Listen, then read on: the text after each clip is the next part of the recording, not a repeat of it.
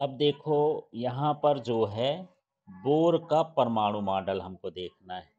सबसे पहले जो है थॉमसन ने दिया, उसके परमाणु मॉडल में कुछ कमियां थी। वो तो बोला था कि सारे धनावेश फैले हुए हैं, गोला है धनावेश का, उसके अंदर इलेक्ट्रॉन क्या है, धंसे हुए हैं।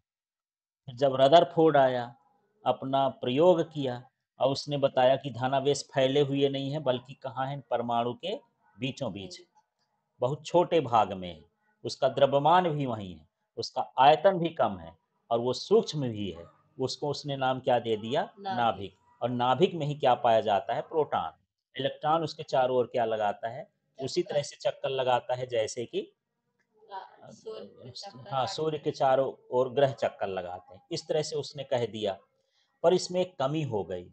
कमी ये हो गई कि जब वो चक्कर लगाएगा तो विकिरण निकालेगा, ऊर्जा निकालेगा, जिससे उसकी ऊर्जा क्या होगी, घटेगी। और जब घटेगी तो धीरे धीरे क्या हो जाएगा, घूमता घूमता नाभिक में गिर जाएगा। नाभिक में गिर जाएगी तो उसकी कक्षा खत्म हो गई, माने उसकी कक्षा क्या थी, अस्थायी।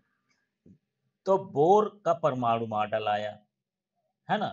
उसकी कमियों को दूर करने के लिए उन्होंने कुछ अपने नियम बनाए। ठीक है, तो उसने क्या नियम दिया, तो ये बोर के परमाणु मॉडल की दो चीजें आपको ध्यान रखना है। इलेक्ट्रॉन केवल कुछ निश्चित कक्षाओं में ही चक्कर लगा सकते हैं, जिन्हें इलेक्ट्रॉन की विविक्त कक्षा कहते हैं, है ना। एक निश्चित कक्षा होती है, उसी कक्षा में क्या करते हैं, चक्कर लगाते हैं।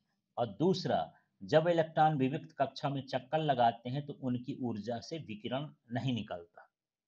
उसमें माना ना कि विकिरण निकलेगा, लेकिन ये कह दिया कि विकिरण नहीं निकलेगा। तो इलेक्ट्रॉन कुछ ही निश्चित कक्षाओं में चक्कर लगाएगा, उस कक्षा का नाम क्या होगा, विविक्त कक्षा। और जब चक्कर लगाता है तो विकिरण का उत्सर्जन करता है क्या, नहीं करता। इस तरह से उन्होंने इसमें सुधार कर दिया थोड़ा सा। अब जो परमाणु की कक्षा होती है ना, जिसमें वो चक्कर लगाता है, इसको कोश भी कहते हैं, ऊर्जा स्तर भी कहते हैं, है ना। ये इस तरह से दिखाया जाए, जैसे ये बीच में बना है, तो बीच वाला भाग क्या कहलाया, नाभिक। जब मान लो इस कक्षा में, पहली कक्षा में चक्कर लगाता है ना, जब यन का मान कितना है, एक, यन बराबर एक माने पहली कक्षा, तो पहली कक्षा को हम किससे कहते हैं, के से। फिर ये हो गया, ये क्या कहलाया, दूसरी कक्षा। तो दूसरी कक्षा में कक्ष का नाम क्या होता है, एल। और इसके बाद ये घूमता है किसमें, तीसरी कक्षा में। तो तीसरी कक्षा का नाम क्या होता है, एम। और जो ये चौथी कक्षा है, इस कक्षा का नाम क्या होता है, एन होता है। माने के यल यम यन, इस तरह से इसकी कक्षा होती है। तो यही निश्चित कक्षा का नाम देता है। इन्हीं कक्षाओं में इलेक्ट्रॉन क्या करता है, चक्कर लगाता है। और जब चक्कर लगाएगा, ऊर्जा निकालेगा क्या, ऊर्जा का उत्सर्जन नहीं करता है। तो इन कक्षाओं को हम क्या लिखते हैं, के एल एम, है ना, या लिख देते हैं एक दो तीन चार। ठीक है, इस तरह से इसको दर्शाया जाता है। अब इसमें जो प्रश्न देखते हैं उसको देखते हैं। परमाणु उदासीन है, इस तथ्य को टॉमसन के मॉडल के आधार पर हमको स्पष्ट करना है ना। तो टॉमसन का मॉडल कहता है कि जो परमाणु होता है वो क्या होता है, धनावेशित गोला होता है। इसके अंदर इलेक्ट्रॉन जो हैं धंसे होते हैं, है ना। ये कैसा गोला है, धनावेशित। और इसके अंदर इलेक्ट्रॉन क्या होते हैं, धंसे होते हैं।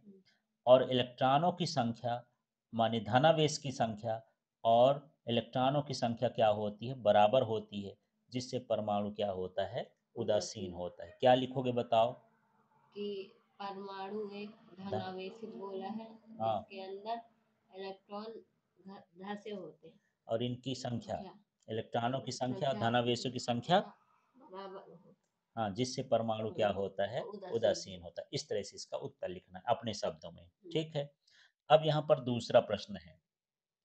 रदरफोर्ड के परमाणु मॉडल के अनुसार परमाणु के नाभिक में कौन सा अवपरमाणु कण विद्यमान होता है ना। तो कौन रहता है नाभिक में, उसका द्रव्यमान, नहीं, कण पूछ रहा है, कण का नाम क्या है, प्रोटॉन। प्रोटॉन। इसमें सिर्फ प्रोटॉन लिख देना है। हाँ, कौन सा कण उसके अंदर रहता है, अपरमाणु कण, कण माने हाँ, परमाणु से छोटा, उसके प्रोटॉन। अंदर कण, ठीक, तो नाभिक में क्या पाया जाता है? प्रोटॉन। प्रोटॉन। यहाँ हमको द्रव्यमान नहीं बताना है।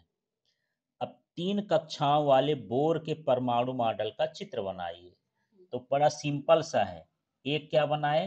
नाभिक। फिर ये हो गई पहली कक्षा।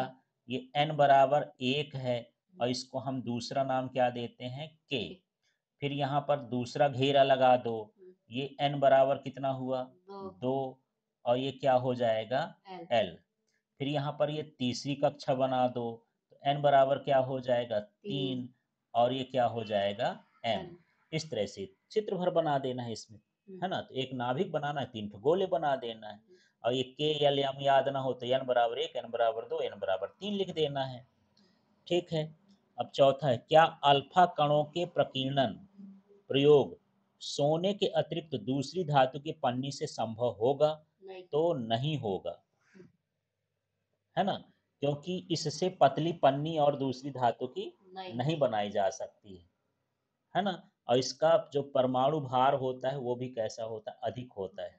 तो जो है टकरा के वापस हो जाता है। हल्का होगा तो उसको पार करके चला जाएगा। ये सारी चीजें यहाँ पर लिखना है। ठीक।